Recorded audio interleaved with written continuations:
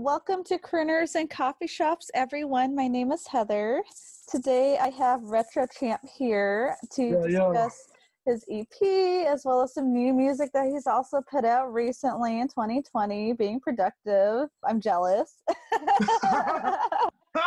Would you like to kind of give us an insight as to how you got started in music before we go into our questions?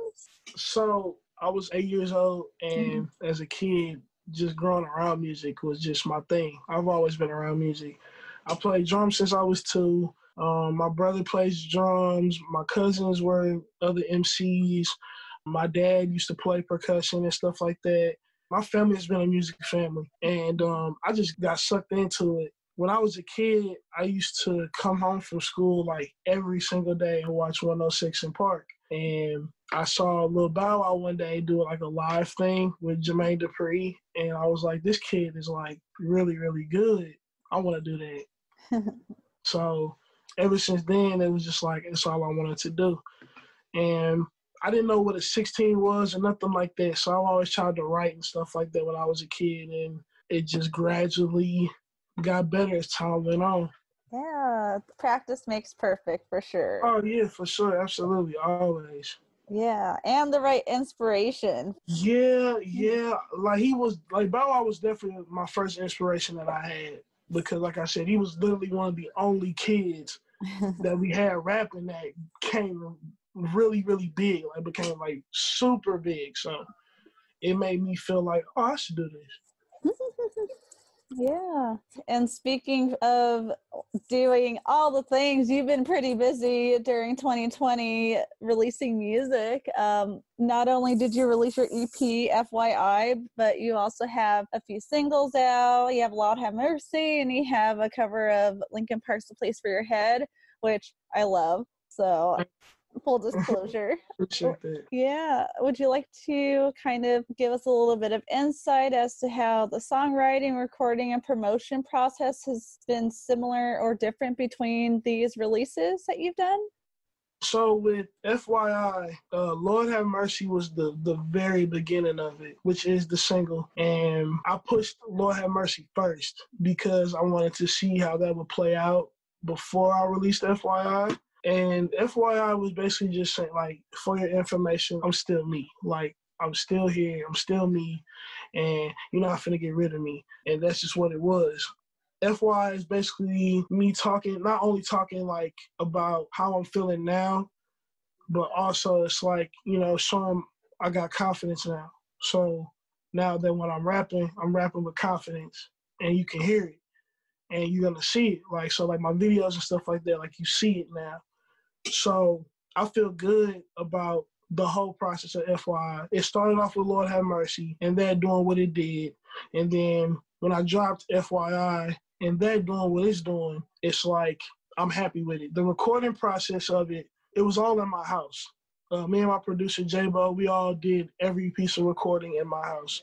J-Bo, he made, I think 3 of the beats out of the 5. The other 2 I bought from this producer named Epic the Don, and it just came together really, really well. The writing process of it was kind of different because I had to really take my time with it. I didn't want to put out nothing rushed or anything like I've done before. Like, Backlash was like kind of rushed because we were trying to make a deadline. FY didn't have a deadline. It was like, when we finish it, and then we figure out what we're going to do. So I kind of like that process better, where it's like I don't have to rush and I don't have to make a deadline. I can just do whatever I want. And sometimes that's always better too. Yeah, absolutely. It's always better to not rush the process. You know what I'm saying? And I feel good about not rushing it and actually doing well with this, because now I have a front-to-back EP and I feel good about it. But yeah, the whole process of that was really, really different. It was a different approach. A lot of different styles came into play. And overall, the project to me was just really, really well put together. Shout out to Mookie Tolliver, who's on the song Minute. He's the only feature on the whole entire thing. I do have a background vocalist. Her name is Jack. Phenomenal, phenomenal singer. Like, I love Jack's voice. Like, amazing. So with that, you know what I'm saying, the whole thing was just like very well put together in my opinion. I usually don't even say that about my music, but that time around I was like, you know what, I gotta give myself some credit. Also, for a place in my head, that process was, I was nervous about it. I'm not gonna lie to you. I was very, very nervous about it. So with that happening, my videographer, JT Ibanez, hit me up and was like, yo, I'm gonna start a YouTube channel doing covers with all my friends that I made in the industry. You know what I'm saying? I just want to do covers, like, you know, record them as far as like videos and stuff like that. And, you know, just have a YouTube channel full of covers. I'm like, oh, okay. And yeah, people make their careers off of that. yeah, you know what I'm saying? So I was kind of happy that he hit me up about it. Because I'm like, oh, okay, you're taking a different approach. You know what I'm saying? Because, you know, he doesn't really have his own YouTube channel. So for him to do it, I'm like, oh, okay, that's what's up. And he was like, yeah, bro, you know, we're going to link up with Isaac from This Is Falling. I'm like, okay. So I never really heard of This Is Falling until Ibanez told me about them. And they're another band from St. Louis. Phenomenal band, by the way. Very good dudes. They are very talented, and their EP is crazy, too. So Isaac, you know, and Ibanez were talking, and they, of course, asked about me saying, you know, Retro should be on the song with us, blah, blah, blah. And they were like, what song should we do? Isaac was like, let's do a Linkin Park song. You know, the Hybrid Theory 20th anniversary is coming around. It would make sense. So why not? And so Isaac said, let's do A Place for My Head. And I'm like, bet, you know, like, we can do it. And the process of that was kind of like I said, I was very nervous about it because we're doing Linkin Park. This is no regular band. This is nobody that, you know what I'm saying, we can just, like, this is Linkin freaking Park. So I kind of had to take this approach differently. I was really nervous about it because, for one, Chester is gone. So us doing Linkin Park, we have to nail this thing. If we don't nail this, then we're going to catch a lot of heat. Like, a lot of heat, because I know how Linkin Park fans are. They are diehard fans. They are like, so if you fuck that up, it's a problem. And I was also worried about, you know, Mike Shinoda. I'm doing Mike Shinoda's parts. I love Mike Shinoda. You know, like, as an MC, as what he did with Linkin Park, you know, even with his side project that he had. Like, I love Mike Shinoda. So that just, it just was like, dang, bro, I can't mess this up. Like, there's nothing else to say besides you cannot mess this up. So in the studio, we were recording, and we got it done. And, you know what I'm saying, we got everything mixed and mastered, put out the video. The day we put out the video, Ibanez, he called me. He was like, yo, the video's coming out, you know, through a magazine. I'm like, oh, my gosh, here we go. The day it premiered, I was at work. And the responses that we got were just insane. People were like, this is so dope. This is so good. Now, there were some people that were like, this ain't it, Chief. And some of them, you know, were like, you can't please everyone. Right. You can't please everybody. But I knew that was going to happen, too. And, you know, I gained a lot of fans off that as well. And I was just, like, happy about it. And I'm glad that it went the way it was supposed to. So I'm happy about it. Yeah, all of the releases seem to have come from different variations of experience and comfort levels and such, but it also seems like you learned a lot about the exact processes that you would like to take in the future, which is also a good thing to discover, I feel like. Mm-hmm. Yeah, absolutely. It's a lot of things I learned this year during the quarantine. I learned about how to release things in a certain manner of time. I learned about different type of content. I've learned about a lot of different things about processes, like what steps you should take to do this and just everything. So I'm pretty happy about how this year turned out as far as this goes. Not doing shows and things like that kind of sucks. But other than that, you know, I'm happy about this right here. So I can't wait for what next year brings because I'm putting foots on next. Like, for sure. I'm putting my foot on next year. Yeah, all of us are for sure. And you've actually been really great with keeping your fans up to date in terms of, you know, upcoming releases or what you have currently that's out and such. Now, with the music industry kind of being like flipped on top of their heads due to COVID, Do you feel like social media still kind of adds on pressures to like constantly be doing things or showcasing like sides of yourself that you wouldn't normally do to a person that you're sitting down having coffee with and such in person? Yeah, so like social media is huge because everybody's gonna be on their phones more.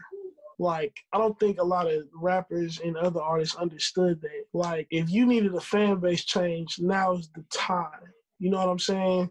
So with that, yeah, social media is huge because, like I said, everybody's on their phones. Everybody's trying to figure out new things. We have TikTok. TikTok is a thing. So it's like there's no excuse for nobody to not being able to utilize social media during this time.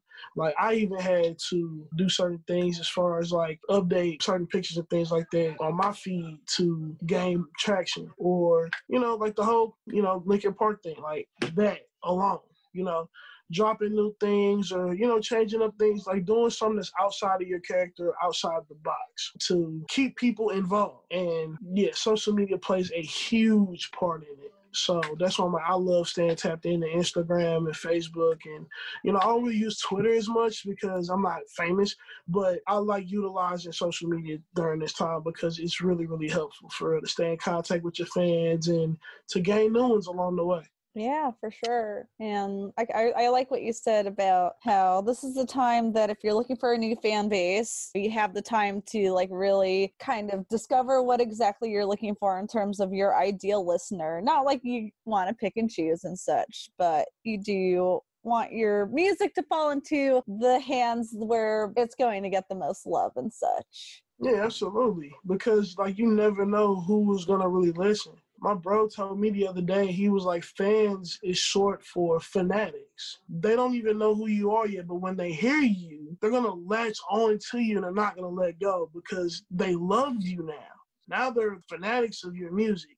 So I think that is what we need to understand more, is that fans are fanatics. So it's like anything you put out, they're gonna love, and you want that, because when we do get out here and start doing shows and tours or whatever the case may be, you're gonna want that fan base to help you out. You know what I'm saying? You're gonna want that. And I think people will be missing that sometimes, but I hope everybody understands that by at least by the end of the year, what's going to happen.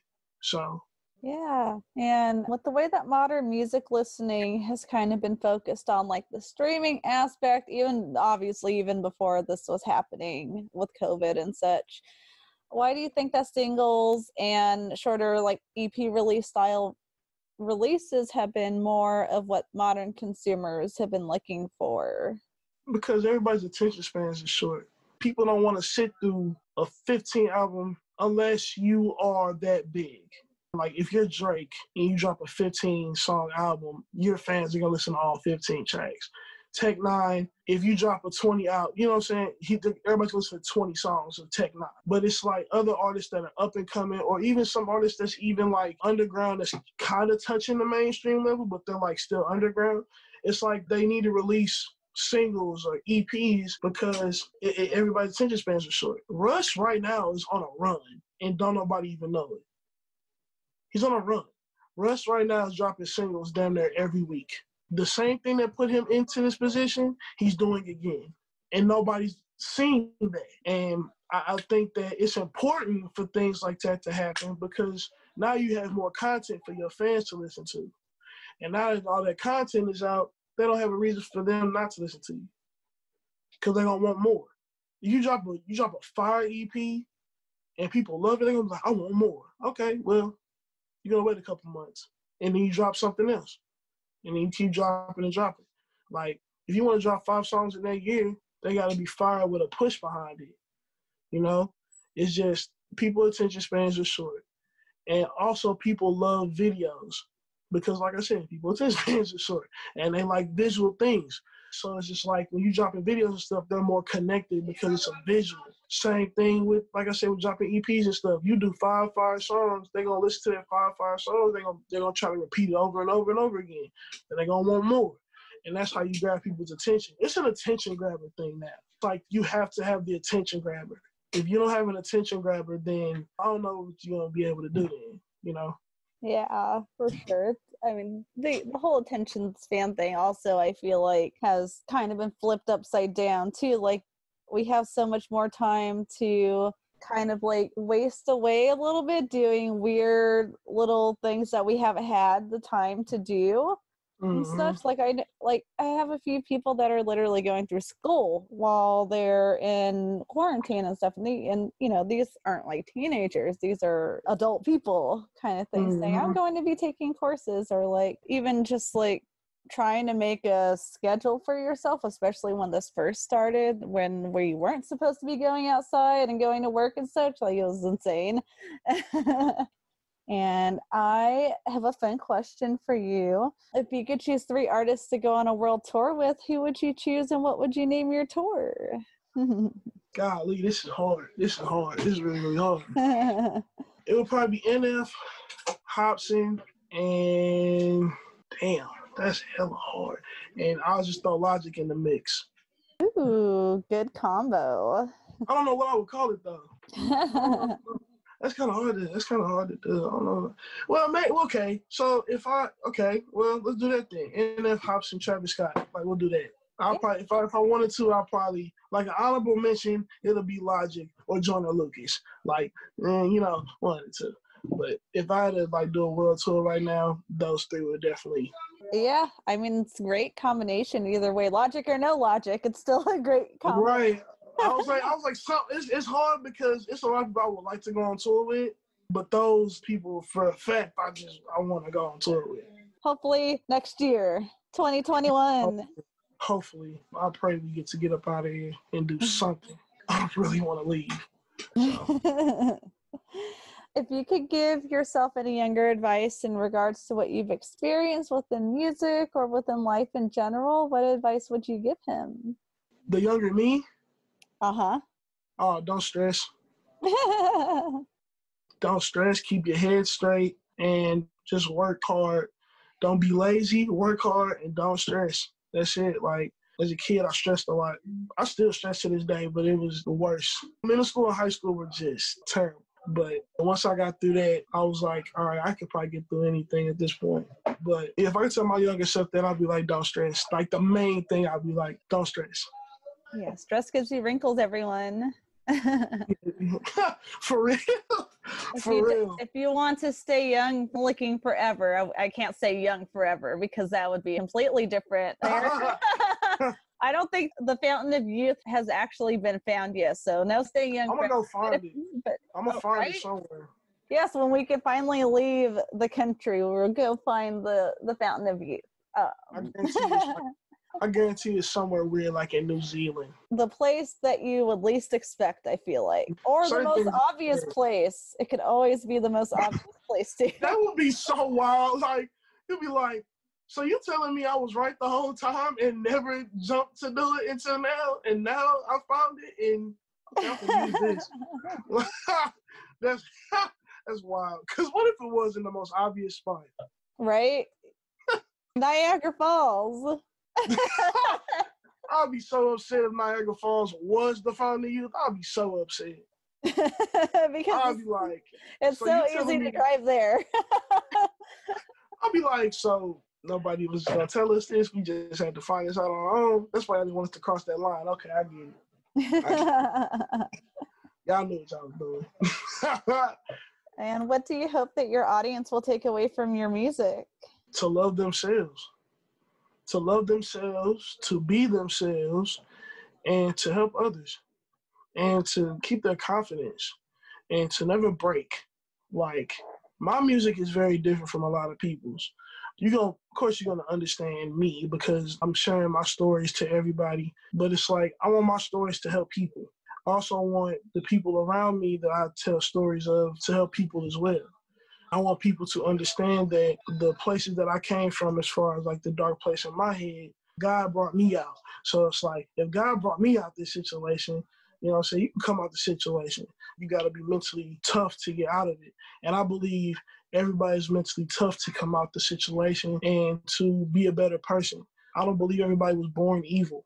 I believe that people were put in situations that they couldn't control, so it made them that person. But I also believe that there's good in everybody. And I believe that once people understand that they're not alone or that there's somebody that actually understands them and believes in them, then they have the chance to change. And I think that's what I want my music to do. I want people to change. Like, my goal in music, period, is how many lives can I save? How many lives can I change before I leave this earth? How many can I actually save? How many people can I touch? How many people are going to be like, yo, that retro kid really saved my life? Like, that's my goal, and that's what I want to do. And I feel like my music does that. A lot of times I'll be rapping, just rapping, but it's like the music that I'm leaning towards to is like, I want to help. That's the plan.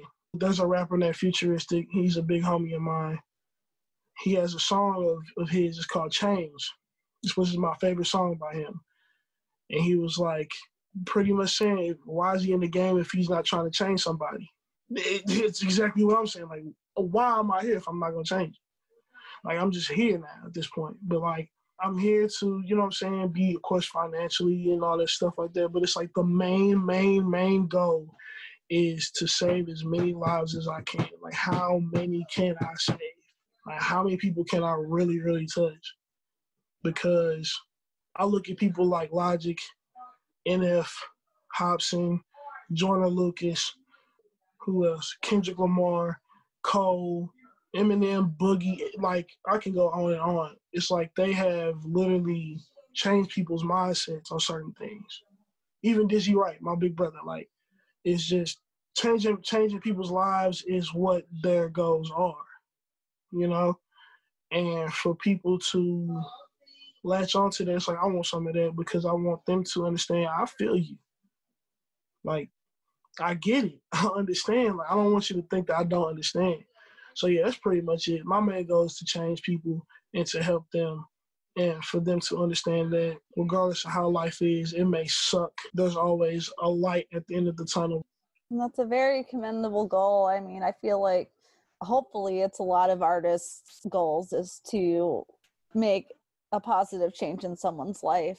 And, you know, music is the universal language. I say it all the time. It's been said by many people all the time. Like, you can find a connection from just one artist and maybe in a different country or a different city or something. Like, another person could have a connection to that same artist, and then you realize both of you guys love the same artist, and that could literally become a friendship or a romantic relationship. You never know, but it's just a new kind of connection that can be caused just from one artist or even just a song, you know? And a lot of people say, like, the song literally saved my life. And the fact that there's actual living evidence of that happening, that's the only thing that we can remember with the positive reactions that music can create in somebody. Yeah, for sure. Absolutely. And that's what I love about music is that, like you say, it's a universal, language. And it's the most powerful language. That's the thing. It's the most powerful language that we have because when you listen to music, it helps you. Like, therapeutically, it helps you. And that's what I love about it. You know what I'm saying? It could be straight a therapist, and people don't understand. Like, some people don't understand that, like, it can be a therapist. And there's been a lot of artists that I've connected with. Like, I love Vince Staples, the big homie in the hood that made it to me. And he's from Long Beach, California, and I'm from St. Louis. And it's like, I like his music because, you know what I'm saying, he was a kid from the block who turned, like, he was a gangbanger, but he's not a gangbanger. Like, he changed his life around because he saw that the streets wasn't for him. Like, even though he was in it, it's like the streets wasn't for him no more. I mean, and he still, you know what I'm saying, he still do his thing. Like, you know what I'm saying, he still be with his friends, stuff like that, because that's just what he is. But it's like he tries to tell other kids, hey, don't do that because this is not it. Like, you don't want that life. I did that. You don't want to do that. And that's what I love, like, when people do things like that and they change their whole life around. They try to inspire others not to do the same stuff that they did because they want them to do better. And I think that, to me, is inspiring. And same thing with, like, NF. NF has been through a lot of things that I've been through as far as our mental state. And I love his music because I understand it. Hobson, same way. Like, me, I want to be friends with Hobson because it's like I understand him, and it's like he will understand me. And that's why I say like certain artists I really, really, really, really connect with because we all been through the same type of thing, but we can all interpret it differently. So that's why I love how you said that the, you know, music is universal, like the love is like, it's that, because it is. It's the universal language, and it's the strongest and it's the most powerful. Absolutely. And to kind of end off the interview portion, what other big exciting things should we be expecting from you in the near future? Oh, I'm dropping singles next year. Woo! We're Dropping almost singles there. next year. Yeah. Dropping singles Crazy next how year. it's crazy how fast the year has gone, that's for sure. And that's the best thing about it. Yeah. Like, we don't have to deal Or with is it a curse? I don't know. I don't know if it's positive or not. I hope it ain't a curse because I'm trying to get up out of here next year. Trying to leave, do something different. This ain't it, baby. I want to leave. Like, I'm so glad it's about to be over. But yeah, next year singles might lead up to an EP or something. We'll have to figure that out. But definitely singles out the gate. I don't know when though. I don't know when I want to drop a single because it's a bunch of songs I have in my back pocket now. I'm just like, which one do I want to release first? So we'll have to see. But yeah, definitely guys, like, look out for that. Look out for it. Awesome. And where can everyone find you online? Instagram at the Retro Champ, same thing as Twitter, the Retro Champ. Facebook, Retro Champ. You can find me on YouTube at Retro Champ as well. And that's pretty much it, man. You can find me on all platforms at Retro Champ. Apple Music, Spotify, Tidal, all that stuff. Use me on your TikTok, whatever. But yeah, you can just find me anywhere. I'm out here. Woo! And going into our coffee shop appreciation portion, we love our coffee. And, you know, the pandemic has kind of put a stint in our regularly going to a coffee shop to do our interviews. But, you know, we make do, and we're still here. We're alive and healthy, and we still have coffee. Hey. Today I went to Cafe Laurent. It's this really cute French cafe that's by my house. It's next to the Veterans Park here in Culver City. I have been craving crepes for like weeks. So I finally got myself a crepe, and it was called Le Carnival. And it had bananas and strawberries and Nutella, and it was wonderful. And I got myself a latte because I needed a little bit more coffee than just a shot of espresso this morning. Ooh. Yeah, Ooh. but everything was delicious. Do you have any coffee shops or cafes by you that you want to shout out, or did you get to go anywhere? Let me see. Anything delivered? Okay, making sure I wasn't tripping because I thought I just thought about it. I'm like, wait a minute, I think I know something. So shout out to Kitchen House Coffee, you feel me? Shout out to Teatopia. They do teas and coffees and everything else. So they kind of lit down there.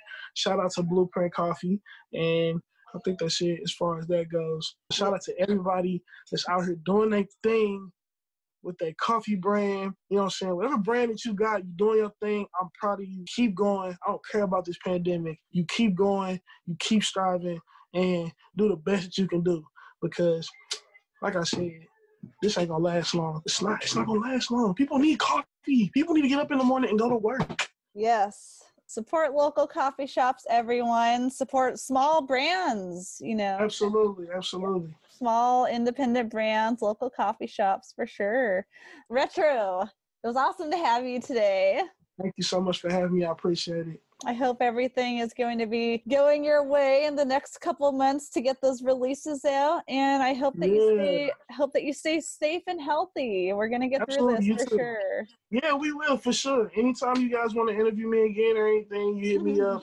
I'm here. I ain't going nowhere. Maybe I'll come out there and then we do an interview in person. Yes, at a real coffee shop. Right, you hear me? Something. Sheesh. Yeah, we'll introduce you to some of our lovely LA coffee scene here. Absolutely. I cannot wait to come to Cali. Y'all are showing me so much love, and I love it, yo. Like, I cannot wait to come to Cali. That's going to be so fun. Yeah. That is going to be one of the greatest. Oh, man. It's going to be fun for real when I come out there. Yes, and we will welcome you with open arms. Absolutely. Thank you so much. Yeah. Stay safe out there, everyone, and stay caffeinated.